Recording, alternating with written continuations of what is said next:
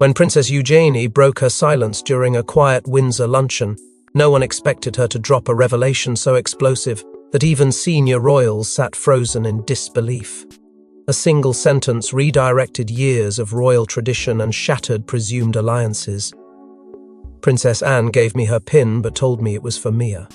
The room fell into stunned silence. Before we go deeper into what this really means for the royal family, make sure to subscribe so you don't miss a single update. What began as casual conversation suddenly transformed into something far heavier, as if the air itself tightened. Eugenie's words sounded simple, almost accidental, yet the meaning behind them was unmistakably deliberate. For years, that particular pin had been tied to Princess Anne's legacy, whispered about as a quiet marker of trust, resilience, and inner authority.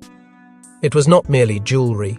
It was memory, responsibility, and silent power wrapped into a single symbol. And now the truth had slipped out, not in a formal announcement, but in a moment of honesty that nobody saw coming. Across the table, faces shifted. Camilla's expression turned controlled, her eyes narrowing for only a second, while Sophie tried to disguise the shock with a polite smile that faltered at the corners.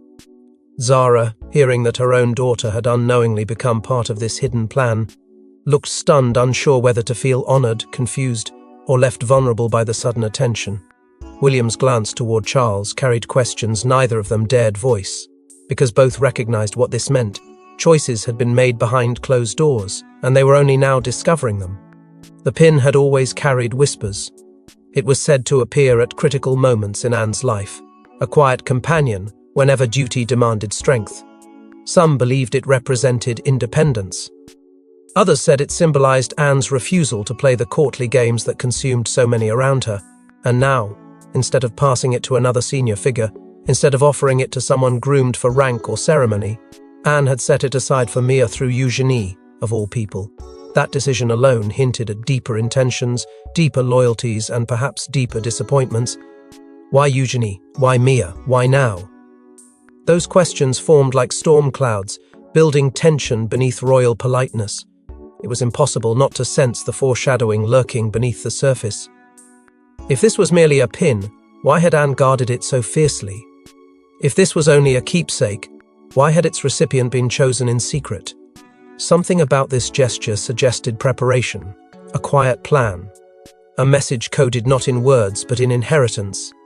Eugenie herself seemed taken aback by the reaction. She had spoken as if sharing a small personal moment, and yet she understood, too late, that the meaning ran far beyond sentiment. Instead of closing mouths, her confession opened doors, old emotions, silent rivalries, unresolved fears. Suddenly, everyone at that table wondered what else had been decided without them, and who among them might be next to learn they were never part of the plan at all. But beneath this casual confession lay decades of secret bonds, unspoken resentments, and a quiet succession battle no one dared acknowledge until now. It was more than just a decorative trinket. Princess Anne's pin, crafted from platinum and adorned with the smallest diamond cluster from the Queen Mother's vault, was a symbol of stewardship, loyalty, and silent influence. So why would she bypass generations to place it in the hands of a child? The story of the pin begins not with Anne, but with Queen Mary, who commissioned it during a time of silent tension within the monarchy. It was never worn for public glamour, but held in reserve for moments that required quiet strength. Over the years, it passed silently through the hands of those not seeking attention, but bearing burdens the crown could not always acknowledge publicly. It was Anne who resurrected its symbolic value when she wore it on her first international engagement, a moment that would set the tone for her entire royal career. Dignified, unyielding, and rooted in service rather than spectacle. Behind closed doors, the pin became known among insiders as the quiet sovereign's token. Not an official title, but a whispered label passed between aides and private secretaries, who observed that whoever possessed it often stood at the cusp of pivotal transitions. When Anne wore it, decisions followed, charities shifted hands, roles were reassigned, and the media was quietly rerouted. It was not a crown or scepter, but it moved the monarchy like one. Its power was in its silence, its subtlety, its unspoken assertion of who truly held influence. This is why Anne's choice not to give the pin to Zara, her own daughter, or to Beatrice, her niece, raised questions not of favoritism, but of meaning. If it were only about family lines, those options would have been obvious. But Anne never chose based on tradition. She moved on instinct, on values unspoken, on a sense of legacy that couldn't be recorded in titles or announcements. That she bypassed Catherine and Meghan entirely only deepened the message. This was not a gift of hierarchy. It was a recognition of spirit. And so, for the pin to be given to Mia, indirectly but unmistakably, was a thunderous statement masked in a whisper. Mia Tyndall Young, untitled, and far from the palace's epicenter, was being entrusted with something ancient and sacred. A private emblem, perhaps, but one that indicated a future responsibility. One that marked her not just as Anne's granddaughter, but as a bearer of the unspoken values Anne had upheld her entire life. Mia, whether she knew it or not, was being silently initiated into something that even senior royals had not touched. But to understand Anne's decision, we must unravel the web of emotional lineage, quiet rebellion, and her fierce guardianship of the monarchy's moral compass. While others played politics, Anne made quiet moves unseen, strategic and personal. Her loyalty was never to the crown's pageantry, but to the legacy she deemed worthy. And in her eyes, Zara's branch of the family held something rare: authenticity, resilience, and unbending strength. It wasn't spoken aloud, but those closest to Anne had always sensed it. Her relationship with Zara was different, not just warmer, but deeper. They shared something unshakable, forged not from titles or protocol, but from grit. While Beatrice and Eugenie existed within the polite orbit of palace expectations, Zara, and by extension Mia, walked a freer, less controlled path. It was a path Anne respected, perhaps even envied. There was no need to maintain facades or meet inherited expectations. Zara lived with intention. And Mia, growing up surrounded by that same spirit, seemed to carry an echo of Anne's younger self, determined, grounded, and quietly fearless. Moments of pride had revealed themselves over the years, brief but telling. When Mia stood beside her great-grandmother in public for the first time, Anne had watched with unmistakable pride. She didn't seek the spotlight. But when Mia rode with quiet confidence or handled ceremonial pressure with ease, Anne's expression softened into something rare: admiration. That pride wasn't performative. It was private, deeply felt, and purposeful. It was the kind of pride one reserved not for what a child had done, but for who they were becoming. And so, behind closed doors, Anne's gestures grew more deliberate. There were reports of secret letters, small notes passed from grandmother to granddaughter, containing words of strength, phrases once whispered to Anne by the Queen Mother herself. There were private riding lessons, tailored not for leisure, but for discipline. There were quiet moments where Anne spoke of responsibility not with grand speeches, but through small acts, each one embedding a seed of understanding in Mia. It was never formal, never declared, but the message was unmistakable. You are seen, and you are being prepared. Anne's clashes with the royal bureaucracy had long been a thorn behind the curtains. She had resisted the archaic insistence that titles should define one's worth. It was why Zara had never held one. It was why Mia would be allowed to grow without it. Anne believed legacy was not dictated by a name, but by character.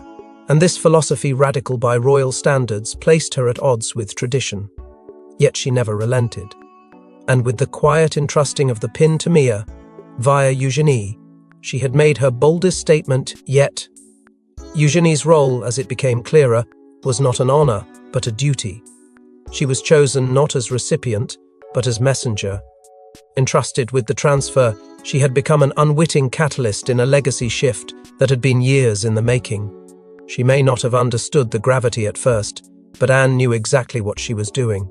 With precision and patience, she had passed the torch not through public pageantry, but through private faith. Yet while Anne quietly crowned her chosen heir in spirit, those left out began to whisper, sparking a deeper, more dangerous undercurrent in royal corridors. Beatrice had always walked the line of royal ambiguity, dutiful yet overlooked, poised yet invisible. But when she learned of the pin's true recipient, the carefully balanced silence broke. Behind closed doors, palace aides witnessed a tearful confrontation no one was prepared to handle.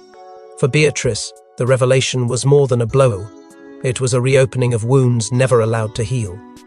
For years, she had played the role expected of her. Not the headline maker, not the scandal starter, but the reliable royal niece. She had smiled through years of marginalization, through whispered decisions that excluded her, through shifting tides that favored others. And now, to hear that Princess Anne had deliberately bypassed not just her, but her entire line in favor of Mia, a child not even bearing a title, was not just painful, it was humiliating. The breakdown didn't come immediately. She held her posture during the gathering, her expression unreadable. But once inside the safety of her private quarters, the storm arrived. Palace staff were told to clear the hallways, doors were shut, raised voices echoed behind thick walls. It wasn't about the pin, it was about everything the pin represented. Generational dismissal, forgotten bloodlines, the unspoken belief that the York name was fading into irrelevance while others quietly ascended. The room, once a sanctuary, became a place of reckoning. Sophie, ever the peacemaker, had tried to offer comfort.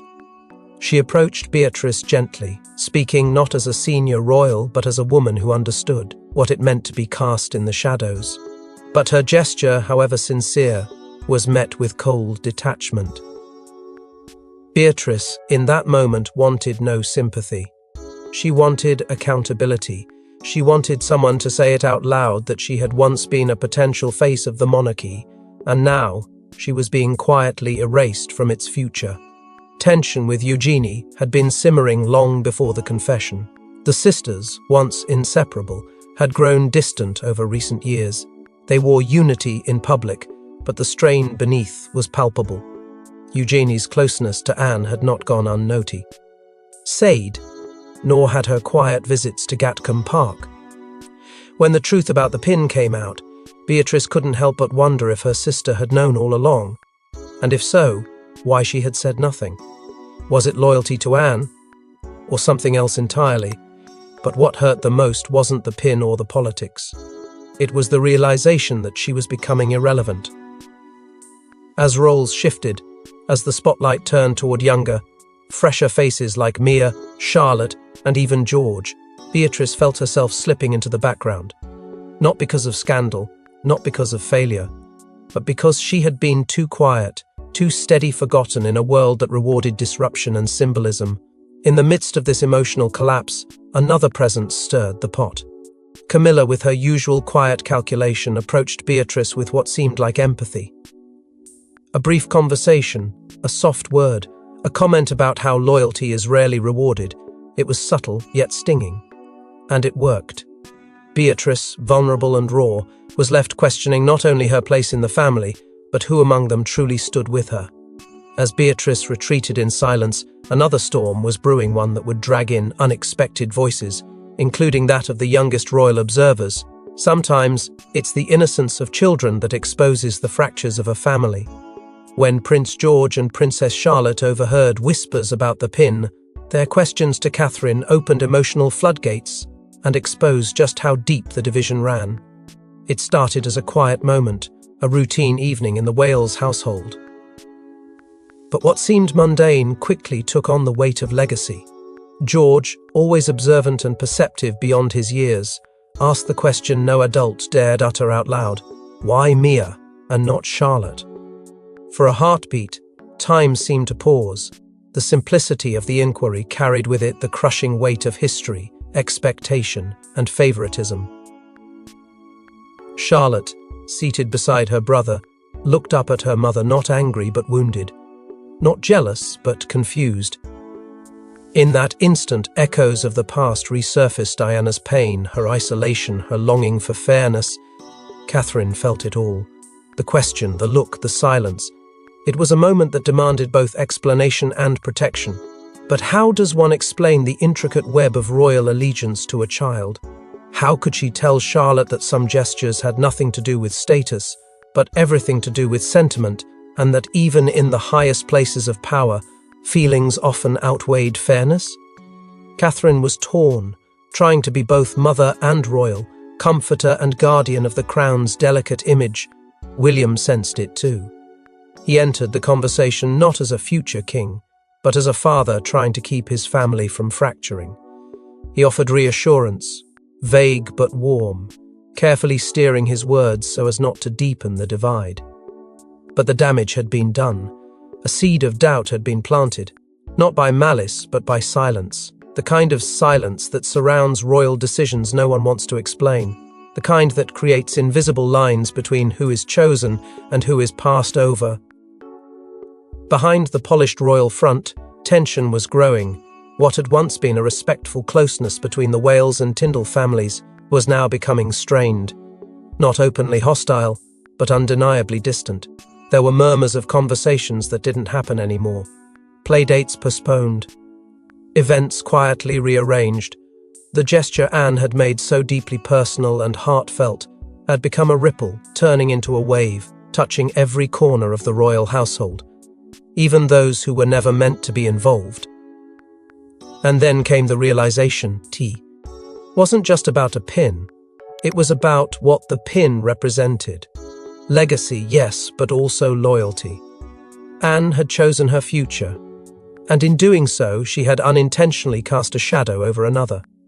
Mia, still blissfully unaware, now stood as a quiet symbol of a generational shift, one that even the youngest royals could feel but not yet name. But while some questioned why, others began demanding who allowed this, and why wasn't Camilla notified? She's played the long game, rising from pariah to queen consort. But Camilla wasn't about to let a symbolic power shift go unchecked. Behind closed doors, she summoned her aides, delivering a chilling ultimatum that would put pressure on Anne, Eugenie, and even King Charles himself. The moment Camilla learned of the pin's true destination, her calm exterior gave way to a fury rarely seen but deeply feared within the palace. It wasn't the pin itself that enraged her, it was what it signaled, the subtle, strategic elevation of Zara's line over her own influence, a gesture, cloaked in sentiment, that struck at the very heart of her careful positioning within the monarchy. In her eyes, Anne's act wasn't innocent. It was deliberate, calculated, a quiet political maneuver to empower her daughter and granddaughter in a way that undermined the new royal order Camilla had worked so hard to shape. She moved swiftly and silently, calling a private meeting with King Charles, where her tone was neither pleading nor angry. It was controlled, piercing. She demanded clarity, not for herself but for the public. A statement, she insisted, needed to be released, one that would neutralize the symbolism now threatening to define Mia Tyndall as the chosen spiritual successor to a royal ethos Anne had preserved. But Charles, already strained by competing loyalties and the fragile stability within the family, hesitated. His silence said more than his word. DS could have. Frustrated, Camilla turned her attention to Eugenie. If she could not dismantle the decision, perhaps she could discredit the messenger. Pressure was quietly applied. Senior aides were dispatched to question Eugenie's interpretation, the transfer. But Eugenie stood firm, refusing to retract or dilute what had already been said. Her resolve surprised many, but it infuriated Camilla. A line had been drawn, and the princess who once kept her distance from royal disputes had now become a crucial player in one. It didn't stop there. Whispers began to circulate that Camilla was considering cutting Zara and Mia from certain ceremonial appearances. Nothing overt, just strategic exclusions here and there, subtle shifts in invitations, rethinking patronage assignments. Not punishment, she claimed, just streamlining. But everyone knew what it was, retaliation wrapped in bureaucracy. The move divided opinion in the royal inner circle. Some nodded in quiet support. Others recoiled, seeing the pettiness for what it was. All the while, Charles stood immobilized, pulled between Camilla's demand for control, Anne's quiet defiance, and Catherine's rising moral influence. He found himself cornered in a triangle of power plays he could no longer manage without consequences. Each decision he delayed widened the cracks, deepened the divides. What had started as a familial misunderstanding had now become a full-blown Cold War within the crown. But just as Camilla moved to tighten her grip, Princess Anne took the royal floor and delivered a statement that no one, not even Charles, saw coming. In an unannounced appearance during a royal luncheon, Princess Anne stood without ceremony and spoke with quiet fire. Her words were not about titles, roles, or approval, but about legacy, integrity, and choosing what the monarchy must become. The room fell breathless. Anne had remained silent for days while the palace twisted in speculation and discontent. But when she rose from her seat, every murmur in the room ceased. No one was expecting a declaration, least of all from the woman known for her iron discretion. But this wasn't a political move. It was personal. With no warning and no scripted formalities, Anne made it known she had chosen to give the pin to Eugenie, but it was never meant for her. It was to be passed to Mia. The statement was delivered, with clarity and finality, no apologies, no disclaimers. It was not a mistake, not a misunderstanding. It was an intentional act of legacy. She didn't exalt Mia's lineage or attempt to elevate her place in the royal hierarchy. Instead, Anne described Mia as a reflection of what the monarchy needed to become untitled, grounded, and strong in spirit, not bound by tradition but guided by purpose. It was a future Anne no longer hoped for, it was one she was willing to start building, even if it meant unsettling the present. Her voice remained steady, but her message hit with the force of a tidal wave. The pin, she declared, was never about blood or protocol. It was about trust. As the words left her mouth, Anne's gaze swept the room and landed squarely on Camilla. It wasn't theatrical, but it was unmistakable. There was no venom, no aggression, just resolve. The kind that said everything without needing to raise a voice. Camilla's response was chilling silence, her lips pressed into a line that refused to betray emotion, though every eye in the room could sense the pressure building behind it. William and Catherine exchanged a glance, both of them visibly rattled. For Catherine, the message struck deeply. Anne's vision of the future was bold and clean, no crowns, no costumes, just character. William, born to rule, found himself caught in a swirl of questions. Was the world Anne envisioned one he could even lead? Could he allow space for a girl like Mia to rise, even if it meant questioning everything he'd been raised to uphold? But not everyone remained composed. Halfway through Anne's statement, Beatrice quietly stood up and left the room. She didn't ask permission, didn't wait for the moment to pass. The emotion that had haunted her since Eugenie's confession now exploded into quiet defiance. It wasn't just grief, it was resignation. The kind that settles in when you realize your place has been permanently redrawn without your consent. Anne's speech ended not with applause, but with silence. The kind of silence that holds 100 unanswered questions. She returned to her seat without fanfare, but the damage, or perhaps the transformation, was already done. One gesture had reignited an ancient flame of authenticity, and one declaration had cut through the theatre of royal life to reveal the raw truth beneath it. And just when the palace thought the dust had settled, a handwritten letter emerged, one that added another shocking layer to the saga. Tucked away in a drawer of Anne's study was a note penned by Queen Elizabeth II herself, marked only with the words to be given when the time feels right. It held a final wish few knew existed, one that validated Anne's decision and irrevocably changed Mia's future. The letter was discovered during a quiet review of personal belongings, long after Anne's public statement had divided the household. It was simple in appearance, written in the Queen's unmistakable hand on stationery so familiar, yet its contents carried seismic implications. Addressed not to any one individual, it opened with only a few lines, measured, wise, and impossibly deliberate. The Queen had spoken of the pin, not by name but by its place in her own understanding of quiet legacy. She had written that it was never meant to be passed according to rank, but by instinct, and she entrusted that instinct not to a committee, not to a monarch, but to Anne. What followed was even more revealing. The Queen mentioned Mia, not as a future royal figure, but as a girl she had observed closely during informal family moments. Her energy, her poise, her ability to listen before speaking. Her love of horses, yes, but also her ease in chaos. There is something unshakable in her, the Queen had written. She reminds me of someone I knew once, perhaps myself. It wasn't flattery, it was recognition. And it made clear that the Queen saw in Mia a legacy beyond formality, one that needed no coronet to be valid, Crucially, the letter explicitly rejected the notion of title or role as prerequisites for worth. Do not burden her with rank, the Queen advised. Let her rise by merit, and should she never wish to rise at all, let that be her triumph. It was a stunning admission, one that stripped away centuries of royal expectation in just a few words.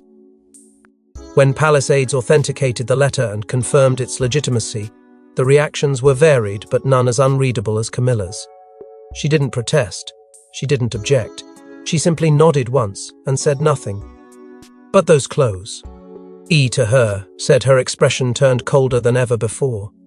It was Zara who took the letter to heart the most. With trembling hands and tears that refused to be restrained, she read the note aloud to Mia in a quiet, private moment. No pomp, no press. Just mother and daughter and the echo of a monarch's final secret blessing. Mia didn't understand its weight, at least not yet. But one day she would, because now the path was not only open, it was lit. But even with truth revealed and loyalties exposed, the royal family has learned one unshakable lesson: symbols matter. And sometimes, the smallest pin can pierce the grandest of crowns. Thanks for watching. Please don't forget to like and subscribe, and we will see you in next one.